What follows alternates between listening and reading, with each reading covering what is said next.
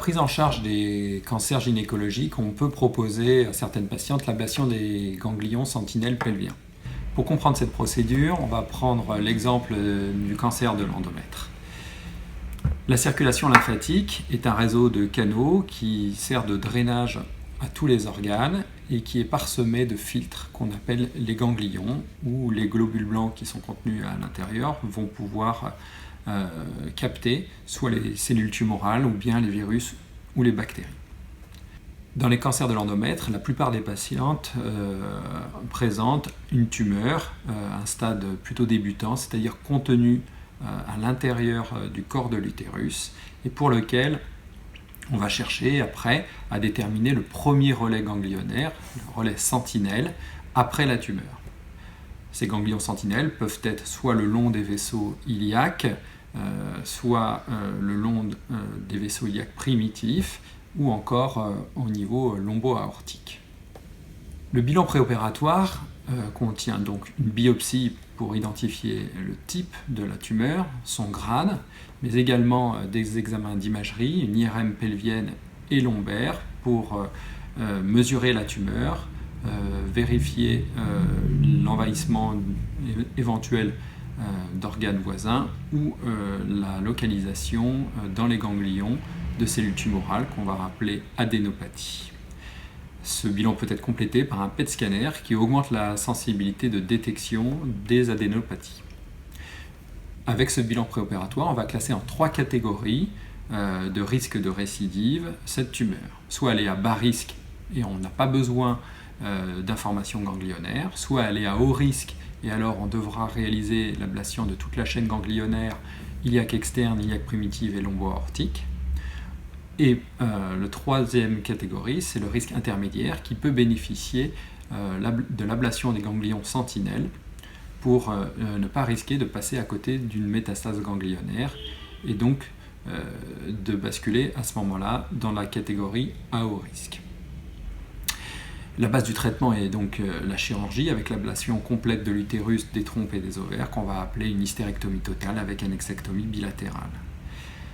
Le traitement, en plus de la chirurgie, le traitement adjuvant, comprend de la curithérapie vaginale et éventuellement de la radiothérapie externe et de la chimiothérapie en cas d'envahissement ganglionnaire. La technique du ganglion sentinelle pelvien date d'une dizaine d'années et a été réalisée initialement à l'aide d'un colorant, le bleu patenté, que l'on injectait dans le col de l'utérus. Le manque de sensibilité de cette technique a fait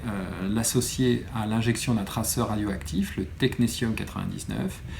en préopératoire, avec la nécessité de réaliser une lymphoscintigraphie avant l'intervention pour repérer la localisation de ce ganglion sentinelle. Cette technique nécessitait donc un geste chez une patiente non endormie et donc était plus désagréable, voire même douloureuse. Depuis quelques années, on fait la détection du ganglion sentinelle par le verre d'indocyanine, qui se fait en début d'intervention sous anesthésie générale, donc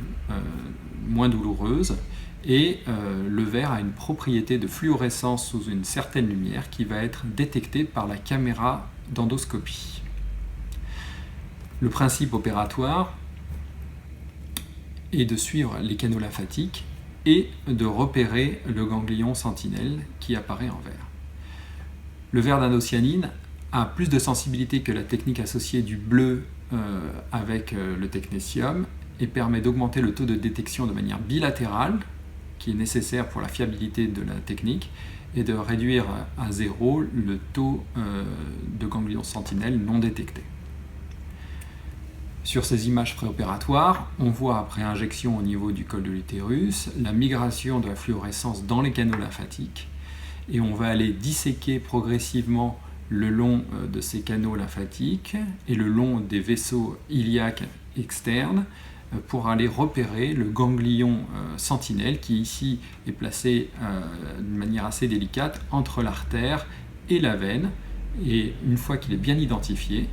on coagule et on coupe toutes les afférences lymphatiques pour pas que le verre s'écoule dans la cavité, et on prélève le ganglion pour aller à l'analyse histologique et vérifier qu'il n'est pas envahi par des cellules tumorales.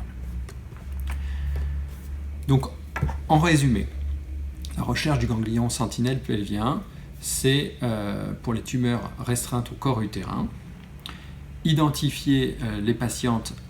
à haut risque de récidive pour ne pas les sous-traiter